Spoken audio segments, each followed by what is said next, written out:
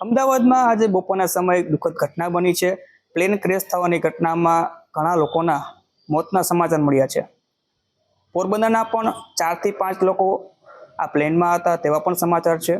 પોરબંદર વાસીઓ શ્રદ્ધાંજલિ આપી રહ્યા છે। આપણી સાથે જડેશ્વર મંદિરના પૂજારી છે આનંદભાઈ વ્યાસ। આનંદભાઈ, આ બપોરના સમયે આ ઘટના બની છે, શું કહેશો? બપોરના સમયે આ પ્લેન દુર્ઘટનાની ઘટના સમાચાર મળેલા છે અને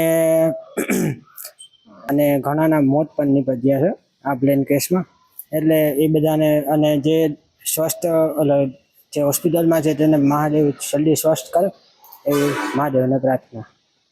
અને બપોરના સમયે આજે સમાચાર મળેલા છે વિમાન દુર્ઘટનાના।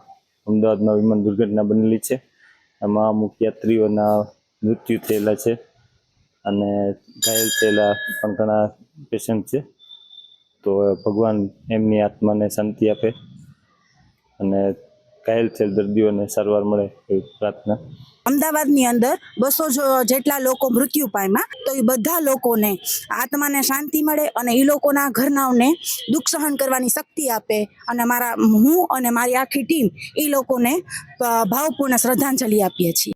બપોરે સમાચારમાં જાણ્યું કે અમદાવાદને એર ઇન્ડિયાનું પ્લેન ક્રેશ થઈ ગયું છે, તો એમના ભગવાન જે ઉપર મૃત્યુ પામ્યા અને આત્માને શાંતિ આપે। આ જે ઘટના બની છે અત્યંત દુઃખદજનક ઘટના કહેવાય। અમદાવાદના ઇતિહાસમાં સૌથી મોટી દુર્ઘટના છે મારી દ્રષ્ટિએ।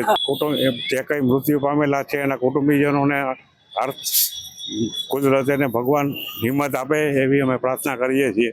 જે એરપોર્ટ ઉપર ટેકઅપ કરતા ત્યારે જ છે એ સિવિલ હોસ્પિટલની બાજુમાં ડૉક્ટરોનો જે રૂમ છે એની ઉપર પડેલું છે, જેને કારણે છે તે લગભગ 250 જેટલા માણસો છે એના અવસાન થયેલા છે, જે ખરેખર દુઃખદ બાબત કહેવાય ને।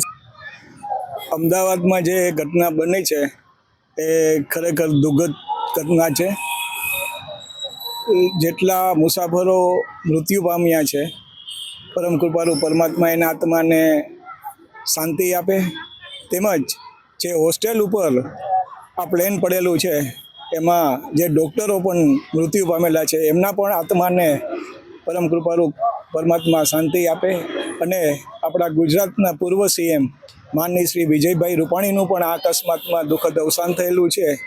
તો આજે આખું ગુજરાત આ તમામ મૃતક આ જે અકસ્માત બનેલો છે એનાથી સ્તબ્ધ થયેલ છે અને દુઃખની લાગણી અનુભવે છે।